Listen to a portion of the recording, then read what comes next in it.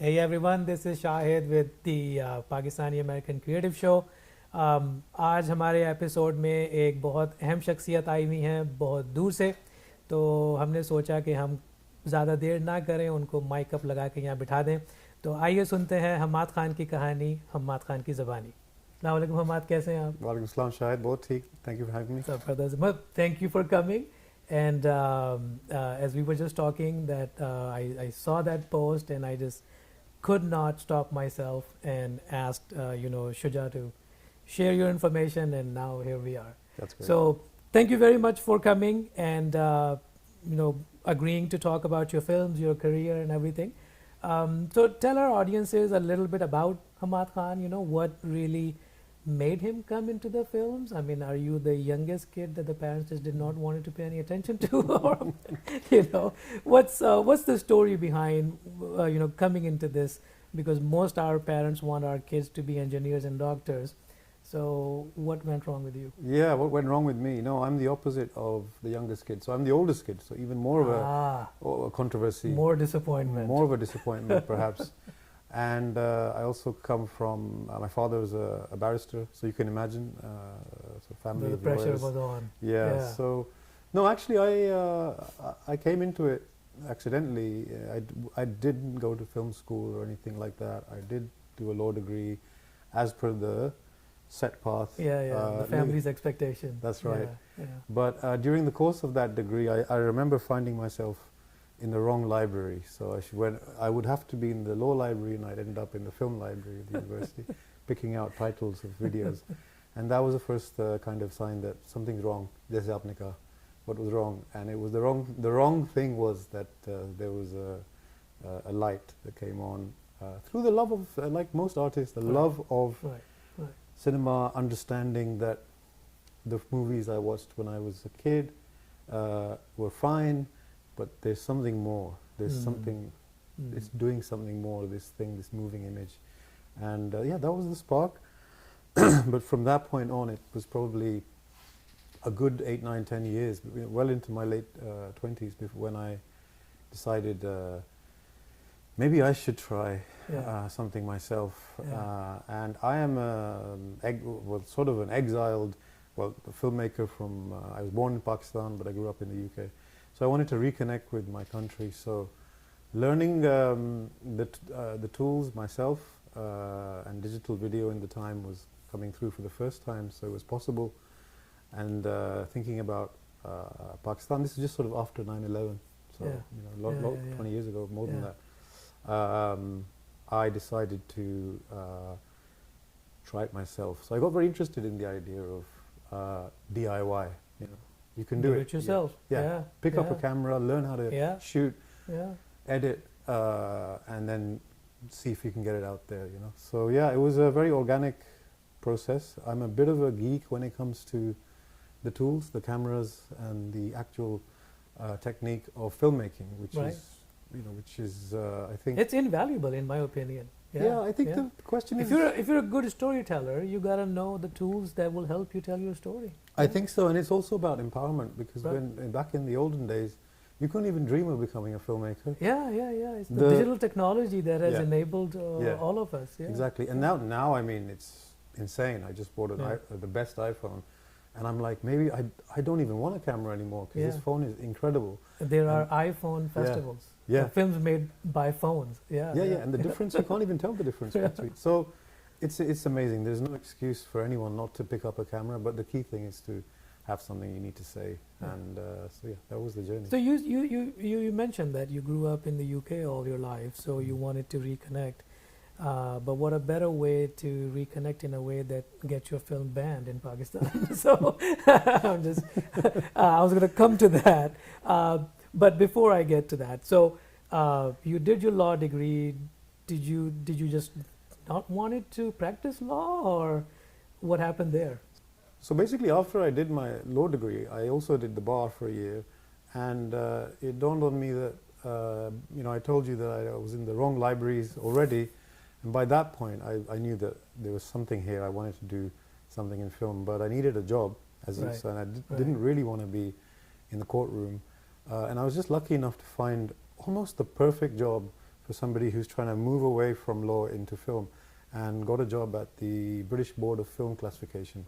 So the equivalent of, in the US, you have like the ratings board, the MPAA, who do the age ratings for films. Right, right. So I ended up working in this amazing job where all I have to do is watch films, write reports, and decide which age group should watch the films. And that was like a film school for me. So I basically worked there for a number of years, and it opened up the industry, films, lots of bad films, and some good films as well from all around the world on my daily schedule. And actually, that gave me the confidence to actually go further and pick up a camera and do something, because I was already working in a film environment.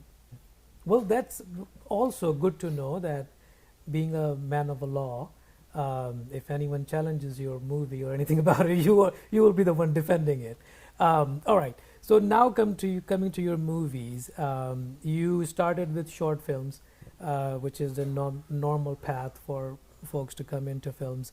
Tell us that journey from short to the narrative, and then I'm going to come over to some of the other topics.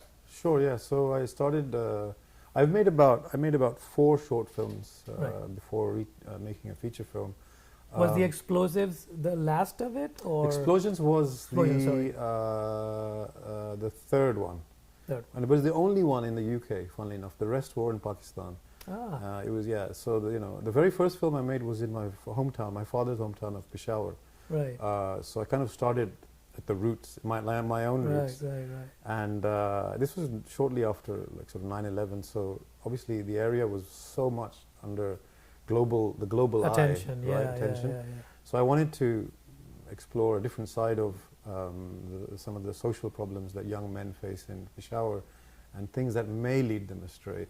So it was about a cinema closing down, simple as that, So the lack of art and culture leading. That's an explosive thing, exactly. in my opinion.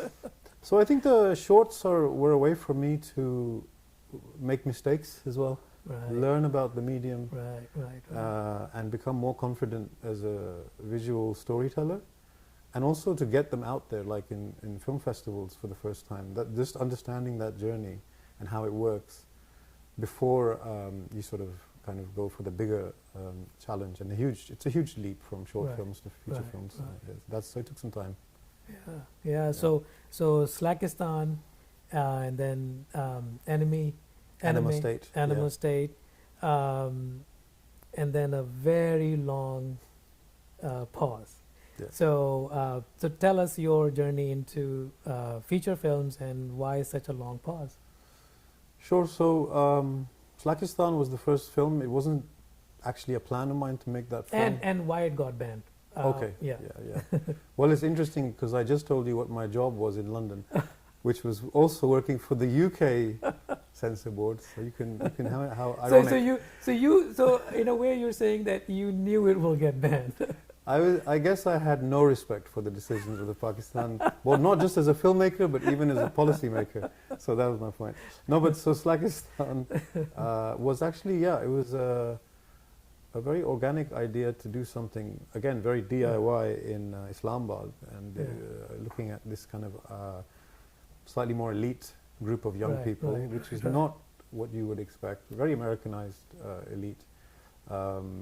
And tell a story that was kind of more like an American movie, really.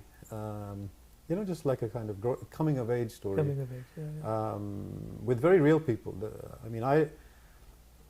I think your first feature film, again, is something that is very hard to go back and be very proud of, because again, you're still learning, you're clearing your throat, and discovering your voice.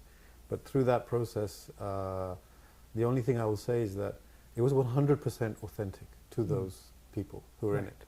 So there was nothing contrived. A lot of people were like, "Why ye kyun bana rahe hain? Itne masle aur aap inki burgers ki film bana rahe hain, burger group." So wo bhi theek hai, but everything was real. In fact, it could have been a documentary. It was so real. It was a pretty light film, to be honest. So the idea of it being banned in Pakistan was a little strange to me, and technically it wasn't banned.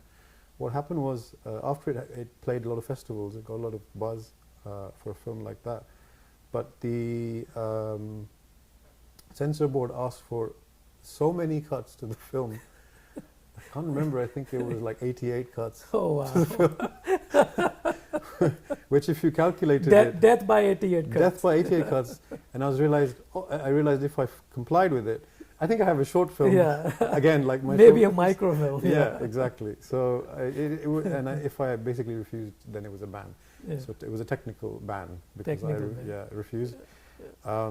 But it was, to be honest, it was silly stuff. You know, just language and the way people talk in real life. You know, there wasn't anything really potent in the film that would be, but it was just the classic establishment kind of. Yeah. They would find any reason to ban things, right? So, all right. So let's talk about filming in Islamabad versus filming in other parts. Did you get to film in other parts of Pakistan, and what's the difference between? I mean, we know the difference between Karachi, Lahore, Islamabad, right? From a living point of view, but what about from working point of view? Yeah, it's very informal. It's very different from anywhere else. I mean, even Karachi, Lahore have some sense of an industry, right. You know, television and commercials and things like that. But Islamabad really never did. Now it's maybe a little bit different, but I mean, the only reason I did spend some formative years in Islamabad and Peshawar, so it was a kind of nostalgic thing, but it's an interesting place because you wouldn't think of it as it's like 100 miles from Pakistan. They say Islamabad, right? It is for the rest of the Pakistan. It's like, what is Islamabad, right? But actually, it's adjacent to some really interesting places. So if you wanna, it's like a film set. It's like Hollywood, right? Right. You can go to Rawalpindi. It's right there, and then you can have everything visually that you need. The classic Pakistani bazaar and Raja Bazaar and Galiyan, Shaliyan, and all. So that's there. There's interesting villages behind the hills in the Margala Hills. Absolutely. And if you want greenery and hills, then just drive up. So it gives actually a lot of different options in the way that you would imagine, I don't know, Hollywood. So the geography helped and the culture helped in that sense. Yeah. And because I was always a guerrilla filmmaker, just having a base there, I think my family were there as well, so that helped as well. Gotta have that support. Yeah. Because otherwise there was no real studio or or production company, so we were kind of doing things very informally. So I was applying a model of filmmaking which actually would probably be more familiar and derived from places like Austin, Texas, actually, you know, that kind of Richard Linklater or kind of really kind of indie spirit filmmaking, which is what I was applying in Islamabad. And so there's a strange connection there with these two worlds, you know. Yeah, it's a little different. Wonderful. Okay, so Hammad, let's talk about. In your profile, I read that you are quite independent. So my question is that the reason for you in making a film since 2013 to now more than 10 years, because you want to do things your own way, you don't want to take any dictation? What has been there, or you're just thinking about something really important, I guess? No, I think you're right. So I made 2 feature films in Pakistan, both quite independent in their own way. Especially the second one, Anima State. It's a mad film. You would never get that film funded, even if I top pitched the idea. But I enjoyed making it a lot. However, after making these 2 films in Pakistan in this way, I realized that there's a gap here. There's a problem that I've hit, which is that I'm trying to make really independent films in a Pakistani voice in that landscape, and I want to bring it out into the world. And I was realizing that it wasn't landing. There was a disconnect between what people expect to see from Pakistan in the wider world outside, and also what people expect to see within Pakistan. So I was not really reaching enough of either audience, and without audience really you're just you're doing selfies basically. So I hit a point where I had a bit of a crisis, like a creative crisis as a filmmaker, and I wondered whether I could continue in this form doing wild ideas from Pakistan, and whether I was missing something. I myself very much a British Pakistani filmmaker, and actually the world is changing obviously in that period as well. So I realized that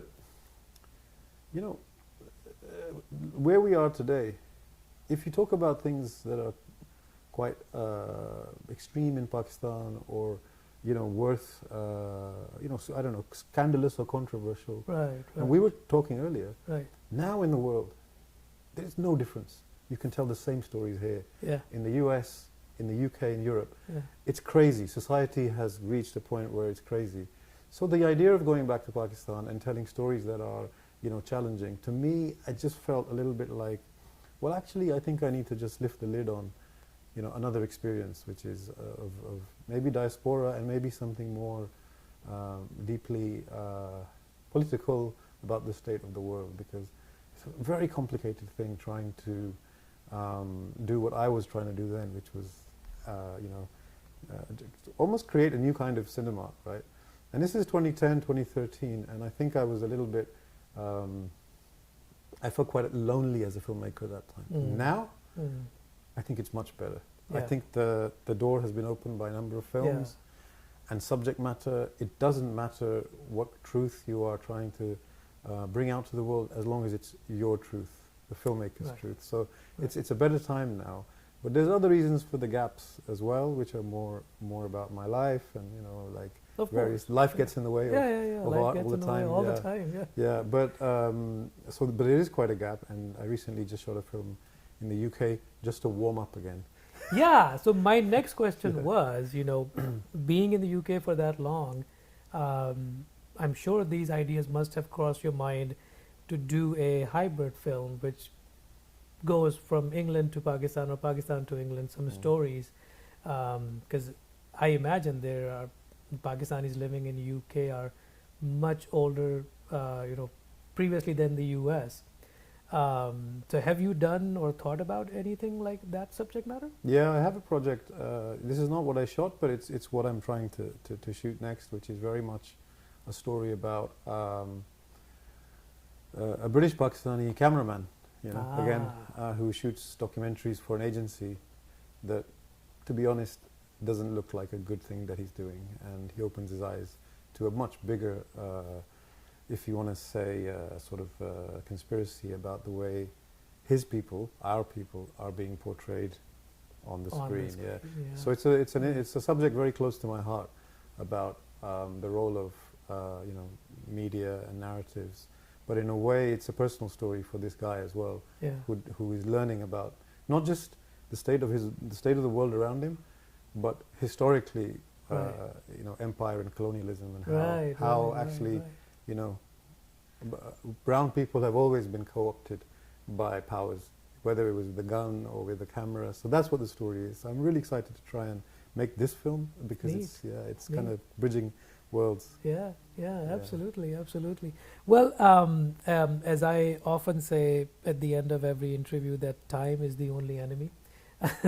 And unfortunately, every good thing has to come to an end. But before we go, I can't help it but ask you this question.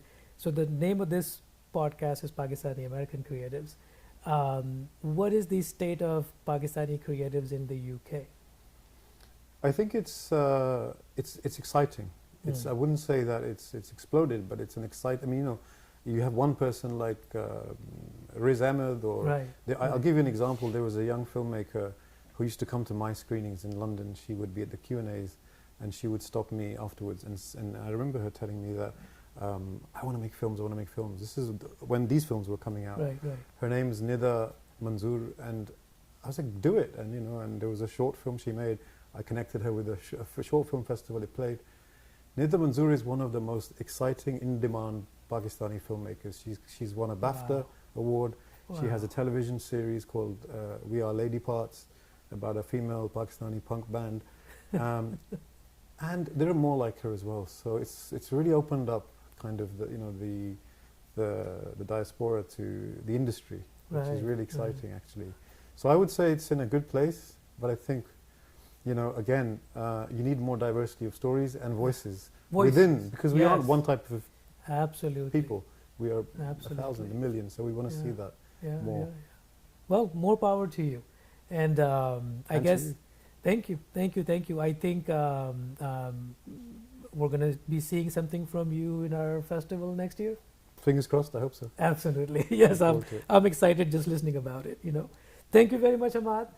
It was a pleasure having you here, and wish you all the best, and have a good stay in the United States, and whenever you go back, you take good memories. Thank you for having me. Real pleasure. Absolutely. Thank you. Wonderful.